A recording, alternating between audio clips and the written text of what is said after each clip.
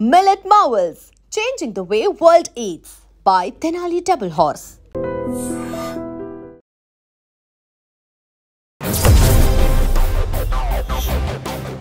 Welcome to iDream. నేను ఉదయశ్రీ. కరీంనగర్లో జరిగిన ఒక దారుణమైన సంఘటన గురించి మనం మాట్లాడుకుంటూ ఉన్నాము. ఇది దీపిక హాస్పిటల్లో జరిగింది. ట్రీట్మెంట్ తీసుకుంటోంది ఓ యువతి, ఐసీయూలో ఉంది, బెడ్ పైన ఉంది.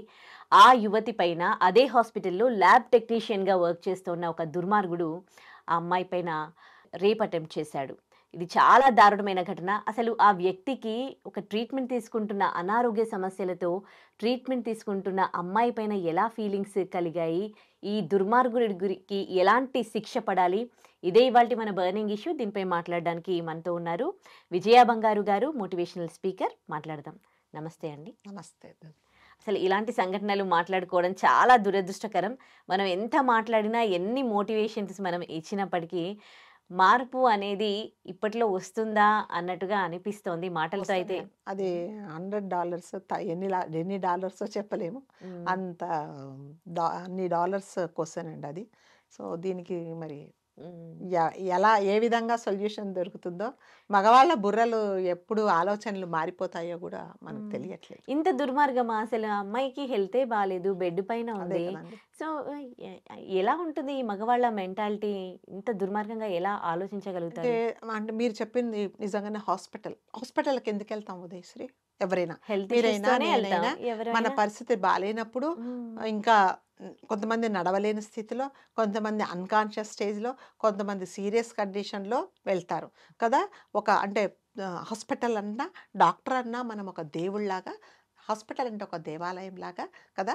అక్కడికి వెళ్ళిన తర్వాత మనం బాగా వస్తామనేసి దేవుళ్ళను, అందుకనే వైద్యో నారాయణ హరి అంటారు. ఎందుకంటే డాక్టర్లను మనం ఒక దేవుళ్ళలాగా చూస్తాము. దేవుడు ఏది చెప్తే అది నమ్మినట్టుగా డాక్టర్లను కూడా మనం ఒక దేవుడిగా చూసి, ఆ లోపల ఏం అవసరం ఉందో కూడా మనకు తెలియదు.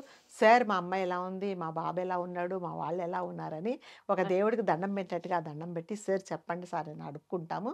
సో వాళ్ళు ఏది చెప్తే అది నమ్ముతాము. వాళ్ళు ఒక పెద్ద 100 టాబ్లెట్స్ ఇచ్చి మెడిసిన్స్ తీసుకురండి అర్జెంట్ అంటే, అప్పు చేసో సప్పు చేసో లేకపోతే అడుక్కోనో మందులు తీసుకొచ్చి ఎందుకు ఇస్తామంటే మన నమ్మకంతో కదా. మా వాళ్ళు లోపల ఉంటే వాళ్ళు బయటికి క్షేమంగా వస్తారన్న నమ్మకంతో ఎవరైనా హాస్పిటల్కి వెళ్తారు. అలాంటి చోటే ఈ దుర్మార్గం జరిగింది అంటే మనం హాస్పిటల్కి వెళ్ళాలంటే కూడా, ఇప్పుడు డాక్టర్ దగ్గరికి వెళ్ళాలంటే డాక్టర్తో పాటు కంపల్సరీగా ఎవరో ఒకరు ఉండాల్సిన పరిస్థితి అనేది వచ్చినది. దీన్ని బట్టి నిజంగానే అమ్మాయికి ఒంట్లో బాగలేక ఐసీయూలో, అంటే జనరల్గా ఐసీయూలో ఎవరు ఉంటారంటే చాలా అదే కండిషన్ బాగలేని వాళ్ళు, సో చాలా సీరియస్గా ఉండేవాళ్ళు ఉంటారు కదా. అలాంటి అమ్మాయి అంటే స్పృహ లేకుండా, తన ఒంటి మీద తనకే స్పృహ లేదు, ఆరోగ్యం బాగలేదు, చాలా కండిషన్ సీరియస్గా ఉండి ఒళ్ళు తెలియకుండా, తను ఎక్కడున్నానో కూడా తెలియకుండా పడుకోనున్న పరిస్థితులలో ఒక ల్యాబ్ టెక్నీషియన్ వచ్చి ఆ అమ్మాయికి మత్తు మందు ఇచ్చి ఆ అమ్మాయిని బలాత్కారం చేశాడు అంటే, ఇది ఇప్పటికప్పుడు ఇలా చూడగానే వచ్చిన ఆలోచన అయితే కాదండి. ఎప్పటి నుంచో అంటే కొంత టైం నుంచి ప్లాన్ చేస్తున్నాడు. ఇక్కడ ఎవరు ఉండరు కాబట్టి ఈమె నేను లొంగ తీసుకోవాలని అనుకున్నాడు. సో నిజంగా ఒంట్లో ఐసీయూలో ఉన్న మనిషి నిజంగా నా పాపం అతనితో పోరాడలేదు, అరవలేదు కదా, పరిస్థితి బాగలేదు. అందుకని పాపం ఎంత నరకం అనుభవించిండో నిజంగా ఆమెకే తెలుసు. ఐసీయూ అంటే ఎప్పటికప్పుడు అబ్జర్వేషన్ ఉంటది కదా. అసలు మరి ఆ రూమ్ లో ఎవరూ లేరట, అమ్మాయి ఒక్కతే ఉండొచ్చు. అవన్నీ అతను అనుకూలంగా చేసుకున్నాడు. అంటే అక్కడే పనిచేసే అతను కదమ్మా, తెలుసు ఈ టైంలో ఏ టైంలో వచ్చి మందులు ఇస్తారు, ఏ టైంలో ఆ పేషెంట్ ను అంటారు. బయట వాళ్ళనైతే మీరు అన్నట్టుగా అసలు ఎవరిని లోపలికి రానియరు. ఆమెకు సంబంధించిన వాళ్ళని, ఎవరన్నా పేషెంట్ కి సంబంధించిన వాళ్ళని ఎవరిని లోపలికి రానియరు. వెళ్ళినా కూడా ఒక 2 నిమిషాలు చూసేసి బయటికి రమ్మంటారు కదా. అలాంటివన్నీ చూసుకొని అతను ఆ ప్రయత్నం చేశాడు. సో ఇంకా మనము ఎవరిని నమ్మాలో, ఎవరి దగ్గరికి వెళ్ళాలో కూడా తెలియటం లేదు. రోడ్డు మీద వెళ్తున్నా భయమే మనకి, హాస్పిటల్లో ట్రీట్మెంట్కి వెళ్తే అక్కడ భయం, బస్సులో పిల్లల్ని పంపించాలంటే డ్రైవర్తో క్లీనర్తో భయమే, స్కూల్కు పంపించాలంటే టీచర్స్తో భయము, పార్కుకు పంపించాలంటే అక్కడ ఎవడు ఏం చేస్తారో తెలియదు, ఇంట్లో ఉంచుదాము మనం కానీ పిల్లల్ని కానీ ఉంచుదామంటే అన్నలు తమ్ముళ్ళు ఏం చేస్తారో, చివరికి చెప్పుకోవడానికి మనకు సిగ్గుచెడ్డు తండ్రి ఏం చేస్తాడో కూడా తెలీదు. పోనీ పక్క వాళ్ళ ఇంట్లో వదిలి పెడదామంటే వాడేం చేస్తాడో తెలీదు. ఎక్కడ ఉండాలి ఆడవాళ్ళు ఎక్కడ ఉండాలో కూడా తెలియటం లేదు. ఆడవాళ్ళు అంటే అమ్మాయిలు కాదు, ఆడవాళ్ళు కాదు, పెద్దవాళ్ళు కాదు, పెద్ద సీనియర్ సిటిజన్స్ కాదు, చంటి పిల్లలు కాదు, తల్లి పక్కలో పడుకొని పాలు తాగే పిల్లల్ని కూడా వదలని దుర్మార్గులైపోయారు.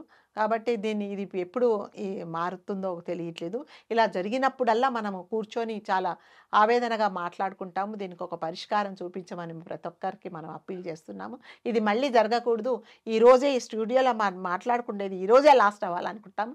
కానీ మళ్ళీ మనం బయటికి వెళ్ళంగానే మళ్ళీ వెంటనే ఏదో జరుగుతుంది. కాబట్టి నిజంగా చట్టాలలో కంపల్సరీగా మార్పులైతే రావాలండి. ఏదైనా ఒక ఇష్యూ ఇలా జరిగినప్పుడు కంపల్సరీగా అంటే కఠిన శిక్ష ఉండి ఎలా ఉండాలంటే ఆ రోజు అది జరిగినప్పుడు ఇలా చేశారు కాబట్టి బాబాయ్ నాకు కూడా అదే శిక్ష ఉంటుందేమో, నిద్రలో కూడా ఉలిక్కి పడేలాగా అంటే శిక్షలు ఉంటే తప్ప ఇలాంటి వాళ్ళకి బుద్ధి రాదండి. అంటే వీళ్ళు ల్యాబ్ టెక్నీషియనే కాదు, కొంతమంది డాక్టర్స్ కూడా కొంతమంది మాత్రమే, కొంతమంది డాక్టర్స్ కూడా లేడీ పేషెంట్స్ లోపలికి వెళ్ళినప్పుడు కూడా ఇలా మిస్బిహేవ్ చేసినవి కూడా మనం చాలా చోట చూసాము. ఎందుకంటే వాళ్ళు అదంటారు కదండి, ఆకలి అవుతుంది ఏదో ఒకటి తినాలన్నట్టుగా వాళ్ళకు ఆ క్షణంలో ఆ కోరిక కలిగితే వాళ్ళు ఎవరైనా పిచ్చి వాళ్ళ, మూగవాళ్ళ, గుడ్డివాళ్ళ, కుంటివాళ్ళ, కుష్టి వాళ్ళ అనేది చూడకుండా వాళ్ళ మీద పడి వాళ్ళ కోరికను తీసుకొని పక్కకు వచ్చేస్తున్నారు. అంటే మృగాలకు మనుషులకు తేడా ఉండట్లేదు. అడవిలో జంతువులు కదా ఒకదాని వెంబడి ఒకటి పడిపోతే అది ఎలా ఉంటాయో అలా చేసుకుంటున్నారు వీళ్ళు. సో దీనికి ఎక్కడ అంతు అనేది లేదు.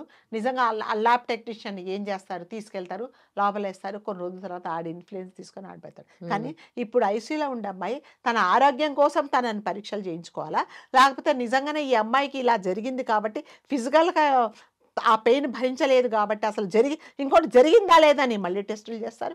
జరిగిన తర్వాత ఎలాంటి ట్రీట్మెంట్ తీసుకోవాలి, అసలు ఈమె రోగం అనేది నయమవుతుందా అంటారు కదా, ఏదో కొండనాలకు ఏదో వేసుకుంటే ఉండనాలకు పోయినట్టు ఈమె ఆరోగ్యం పోయినందుకు ఇన్ అడిషన్ టు దట్ ఆమెకి ఇది జరిగిందనమాట.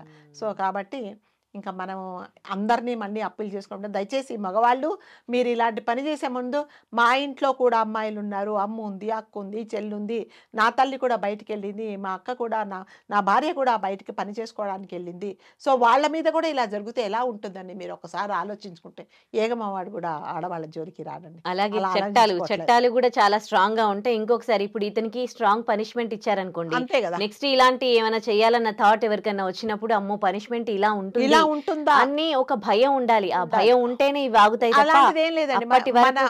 మన కర్మానికి మన దరిద్రానికి కొంతమంది లాయర్లు కూడా, కొంతమంది వాళ్ళు కూడా ఈ అంటే ఇట్లా తప్పులు చేసిన వాళ్ళ వైపు కూడా మాట్లాడే వాళ్ళు ఉండి వాళ్ళ వైపున వాదించేసి వాళ్ళకు బెయిల్ తీసుకొచ్చేసి మళ్ళీ సొసైటీలో వదిలేస్తున్నారు. అసలు మెయిన్ అలాంటి వాళ్ళ తరపున వాదించకూడదు, అసలు ఎవ్వరము రాము ముందుకు అని నిజంగానే అంటే ఎవరు అప్పుడు తగ్గుతాయి, కానీ ఉండట్లేదు. మాకు డబ్బులు కావాలనేసి అతని కండిషన్ బాగలేదనో, లేకపోతే అతనికి అప్పట్లో ఏదో అయిందనో, ఏదో అతని వైపు నుంచి మెడికల్ సర్టిఫికేట్ ఇచ్చేసి అతన్ని తీసుకొచ్చి బయటకు దింపేస్తున్నారు. మళ్ళీ తీసుకెళ్ళి మళ్ళీ ఆడేం చేస్తాడు, కొన్ని రోజుల తర్వాత మళ్ళీ అదే చేస్తాడు. కాబట్టి ఇంకెక్కడ ఉందండి, అడ్డు అంటూ అనేది ఉంటే దేనికైనా బాగుంటుంది, ఉండట్లేదు. దానికోసం అని చెప్పేసి లాయర్లు అందరూ వాళ్ళకి కావాల్సింది డబ్బు అంతే, వాళ్ళు కూడా వాదిస్తున్నారు. కానీ అలా వాదించే ముందు ఇదే సంఘటన, ఇది నా ఇంట్లో వాళ్లకు, నా ఇంట్లో ఎవరికైనా నాకు తెలిసిన వాళ్లకు, నాకు నా బంధువులకు జరిగితే ఎలా ఉంటుంది అనేది నిజంగా అలా వాదించే లాయర్స్ ఆలోచించుకుంటే ఎవరు అలా ముందుకు రారు. కానీ ఎవ్వరు నాకు డబ్బులు వస్తున్నాయి కదా అని ఆలోచిస్తున్నారు. కాబట్టి వీటన్నిటి మీద చట్టాలలో కంపల్సరీగా మార్పులు రావాలి. ఇంకొకటి ఏంటంటే శిక్షలు కూడా చాలా కఠినంగా ఉండాలండి. ఎప్పుడైతే శిక్ష అంటే మీరు ఒక తప్పు పని చేస్తే శిక్ష మీకు ఒక పనిష్మెంట్ అనేది చాలా సివియర్గా ఉంటే రెండోసారి చేయడానికి మీరు భయపడతారు, వేరే వాళ్ళు కూడా మిమ్మల్ని చూసి భయపడతారు. కానీ అలా ఎవ్వరు భయపడట్లేదు. ఎందుకంటే ఏముంది, లోపలికి వెళ్తారు, కొన్ని రోజులు ఉంటారు, ఈ కేసు గురించి మర్చిపోయిన తర్వాత మనం మర్చిపోతాము. సో వాళ్ళు మాత్రం అది పర్సూ చేసుకొని బయటకు వచ్చేస్తున్నారు. అదే కదా. కాబట్టి హాస్పిటల్స్లో లక్ష్యం లేదు. మళ్ళీ చెప్పినట్టుగా ఎక్కడ అమ్మాయిలకు కానీ, అమ్మాయిలకే కాదు, ఇదివరకు అమ్మాయిలు అనేవాళ్ళు, పెద్దవాళ్ళకి 80-90 ఏళ్ళు ఉన్న ఆడవాళ్ళకు కూడా రక్షణ లేదు, చిన్న పిల్లలకు కూడా రక్షణ లేదు. సో ఆడవాళ్లకు అనేది ఎక్కడ రక్షణ లేదు. మరి ఏం చేయాలో మనం అర్థం కాదు. 2 కత్తులు పట్టుకొని తిప్పుకుంటూ తిరగాలేమో, మరి ఎవరు నా జోలికి వస్తే పాడేసి పోతారు అన్నట్టుగా ఉండాలేమో తెలియదు. కాబట్టి ఎప్పుడు మార్పు వస్తుందో తెలీదు. మార్పు అనేది చట్టాలలో కాదండి, మనుషుల ఆలోచనలో మార్పులు రావాలి. సో ఇది నాకే జరిగితే, నా వాళ్ళకే జరిగితే ఎలా అని ఏ మగవాడైతే ఆలోచిస్తాడో అప్పుడు మాత్రమే ఇవి జరగడం ఆపుతాయి.